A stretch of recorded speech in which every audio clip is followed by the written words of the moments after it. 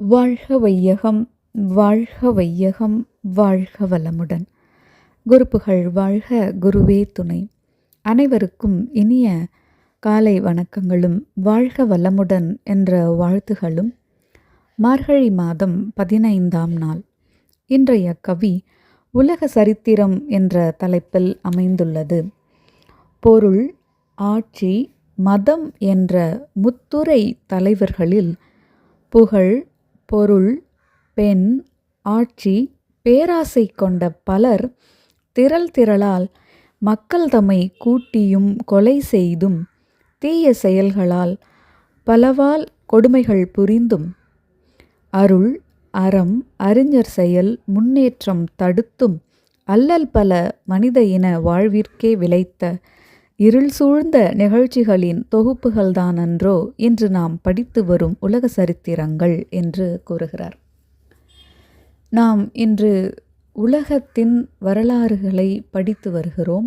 அதை நாம் பார்க்கும் பொழுது எத்தனையோ வரலாறு, மிகச்சிறந்த வீரர்கள், மிகச்சிறந்த வலிமை பொருந்திய நாடுகள் என்று அரசாங்கங்கள் என பல நிலைகளில் அவற்றின் வரலாறுகளை நாம் பார்க்கின்றோம். பொதுவாக அதனுடைய தன்மையை அருட்தந்தையவர்கள் இப்பாடலில் நமக்கு உணர்த்துகிறார். எந்த காலத்திலும் வரலாற்றினை நோக்கும் பொழுது பொருள்துறை, ஆட்சித்துறை, மதம் என்ற 3 துறைகளில் உள்ள தலைவர்கள் அவர்களுடைய புகழுக்காகவும், பொருள் மீது கொண்ட பற்றின் காரணமாகவும், பெண்கள் மீது கொண்ட ஆசையின் காரணமாகவும், ஆட்சி அதிகாரத்தின் மீது கொண்ட பற்று காரணமாகவும் பேராசை கொண்ட பலர் திரளாக மக்களை கூட்டியும் கொலை செய்தும், எத்தனையோ மக்களை தனித்தனியாக கூட அல்லாமல் வரலாற்றை நாம் பார்க்கும் பொழுது கூட்டமாக மக்கள் இறந்திருப்பதை, கொலை செய்திருப்பதை நாம் பார்க்கிறோம். அது போர் வடிவிலாகட்டும் அல்லது பஞ்சத்தலாகட்டும், வெவ்வேறு கொடுமைகளாகட்டும், புரட்சி எத்தனையோ இடங்களில் நடந்திருக்கின்றது. அத்தனை நிகழ்ச்சிகளில் பெரும்பாலும் பல உயிர்கள் கூட்டமாக மடிந்திருப்பதைத்தான் நாம் வரலாறாக பார்க்கின்றோம். அதே நிலையில் அவர்கள் மக்களுக்கு இன்னல் விளைவித்ததோடு அருள், அறம், அறிஞர்கள் அந்தந்த காலகட்டத்தில் மக்களுக்கு அருள் செய்து வாழ்ந்த, அறம் செய்து வாழ்ந்த அறிஞர்களின் செயல்களையெல்லாம் தடுத்தனர். அதோடு அத்தகைய மக்களுக்கு நன்மை செய்த, அறம் செய்த, அருள் செய்த அறிஞர்களின் முன்னேற்றத்தை தடுத்து மனித வாழ்விற்கு விளைத்த இன்னல்கள் பல. இந்த இன்னல்களைத்தான் நாம் சில நேரங்களில் பேசும் பொழுதும் எழுதும் பொழுதும் வரலாற்றின் கருப்பு பக்கங்கள் என்று நாம் குறிக்கின்றோம். இத்தகைய ஒரு பெரும் துன்பங்களை அங்கங்கே தன்னுடைய வரலாற்றில் உலகம் முழுவதும் இருக்கின்ற நாடுகளும் தலைவர்களும் கொண்டிருக்கின்றார்கள் என்பதே உண்மை. அதைத்தான் நாம் சரித்திரம் என்ற பெயரில் உலக வரலாற்றை நாம் படிக்கின்றோம். ஒவ்வொரு நாட்டின் வளர்ச்சியிலும், ஒவ்வொரு மனித குலத்தின் இனத்தின் வளர்ச்சியிலும் பின்னால் எத்தனையோ துன்பமிக்க நிகழ்வுகள் நிகழ்ந்து இன்றைய நிலையில் நாம் மிக ஒரு சுகமான நிலையை, ஒரு நிம்மதியான வாழ்க்கையை வாழ்ந்து கொண்டிருக்கிறோம் என்றால் அது மிகையாகாது.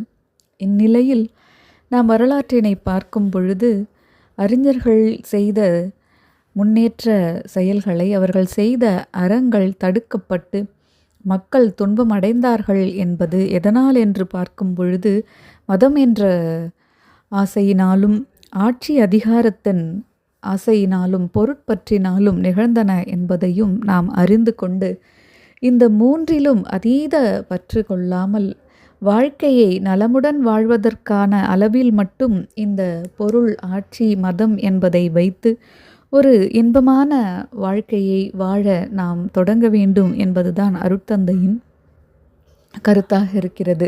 வரலாற்றிலிருந்து நல்ல பாடங்களை நாம் கற்றுக்கொண்டு நம் வாழ்க்கையை நல்ல முறையில் அமைக்க வேண்டும் என்ற அறிவுறுத்தலாகத்தான் உலக சரித்திரம் கொடுத்து அருட்தந்தை அவர்கள் உரைத்திருக்கிறார்கள். அதுபோல 12 திருமுறைகளில் நாம் 9 திருமுறைகள் வரை நாம் பார்த்தோம். 9வது திருமுறையின் 2வது பகுதியாக இருப்பது திருப்பல்லாண்டு. இந்த திருப்பல்லாண்டை எழுதியவர் சேந்தனார். சேந்தனார் அவர்களை பற்றி நாம் ஏற்கனவே பார்த்திருக்கிறோம் திருவிசைப்பா பகுதியில். அதே சேந்தனார் தில்லையில் இருந்து தொண்டாற்றி கொண்டிருக்கும் பொழுது ஒரு முறை திருவாதிரை நாளன்று தேர் பவனி வந்து கொண்டிருக்கின்றது. அந்த தேர் அப்பொழுது மழை பெய்து மண்ணில் சேராகி இருந்த நிலையில் தேர் ஒரு இடத்தில் சிக்கிக்கொண்டு அது ஓட முடியாமல் மக்கள் எல்லாம் திணறி அதை இழுக்க முற்பட்டு கொண்டிருந்தனர். ஆனால் அது முடியாத காரியமாகவே இருந்தது. அங்கு நின்றிருந்த கூட்டத்தில் சேந்தனாரும் இருந்தார்.